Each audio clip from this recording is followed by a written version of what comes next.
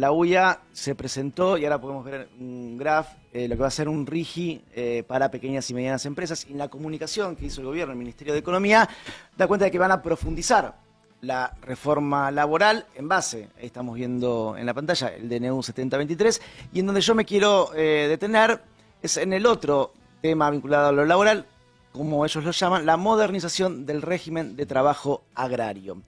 ¿Qué quiere decir esto? Bueno, el sector rural, agropecuario, primario, es el más informal de toda la economía argentina. Desde el año 2011, cuando se sanciona lo que por entonces se conocía como la nueva ley del peón rural, las entidades agropecuarias, sobre todo en la provincia de Buenos Aires, Confederaciones Rurales Argentinas o CARVAP y la Sociedad Rural Argentina, se pusieron de punto esa ley que, ¿qué es lo que hacía? Le establecía derechos laborales del siglo XXI y siglo XX a los peones rurales que hasta entonces, bueno, trabajaban de sol a sol y tenían una legislación vinculada a la dictadura militar.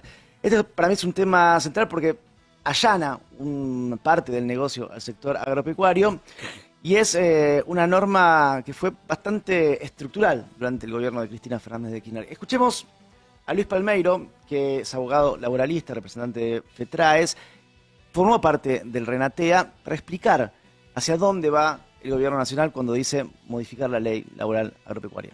El Estatuto del 2011 restablece condiciones equitativas, dignas de trabajo y de vida para trabajadores y trabajadoras rurales. Por ejemplo, la jornada limitada, que la última dictadura lo había derogado, estableciendo en aquel momento que el trabajador rural podía trabajar de sol a sol. En la jornada limitada solo puede trabajar 8 horas diarias y 44 semanales, en este caso en mejores condiciones que la propia ley de contrato de trabajo.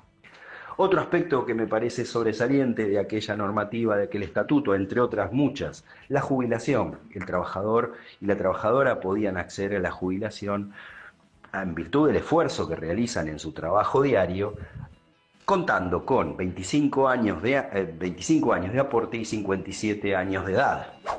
Esto nos decía Luis Palmeiro, lo que otorgaba la ley del 2011 y lo que ahora se pone en riesgo. Pero conversando con este referente abogado laboralista, nos da un contexto un tanto más estructural de lo que sucede en el sector agropecuario primario, que son las situaciones de, bueno, sí, esclavitud del siglo XXI. Escuchemos a Palmeiro.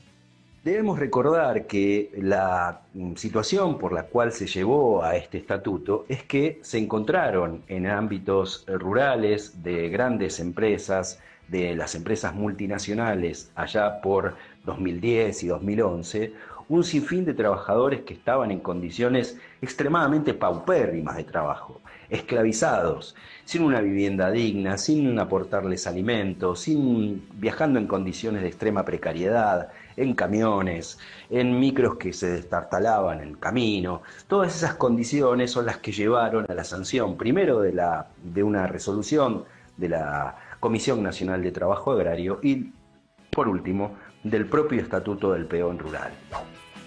En 2016 escribió un libro de patrones y peones donde analizaba situaciones de trata laboral. Uno de esos casos era el de Luis Miguel Echeverre, presidente de la Sociedad Rural, después fue ministro de Agricultura del macrismo. ¿Por qué hablo de Echeverre? Bueno, entre el macrismo y el mileísmo hay cierta estirpe. Sebastián Echeverre fue candidato de Milei en 2023 y es uno de los acusados por haber tenido bajo la esclavitud a dos hermanos, los hermanos Cornejo, durante 38 años.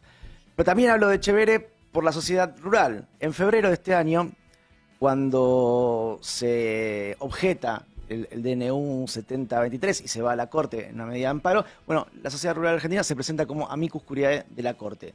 Y en esto de volver a la colonia, te voy a citar una frasecita, un parrafito de esa presentación judicial de la Sociedad Rural que dice: conocer la historia de la sociedad rural es imprescindible para entender un proyecto de país enraizado en los tiempos de la colonia. Esto es lo que decía la sociedad rural cuando se presentó para manifestar su opinión a favor del DNU 7023, de la reforma laboral que allí está incluida y también de los cambios en la legislación vinculada al sector rural. Te doy el último dato para dimensionar. El INDEC determinó en el primer semestre que había 1.200.000 trabajadores rurales. El 41% de esa masa de trabajadores no estaba registrada. Estamos hablando de casi 500.000 personas que no estaban registradas en el sector rural primario. De eso estamos hablando y de la pérdida de derechos para este sector ya recontra vulnerado.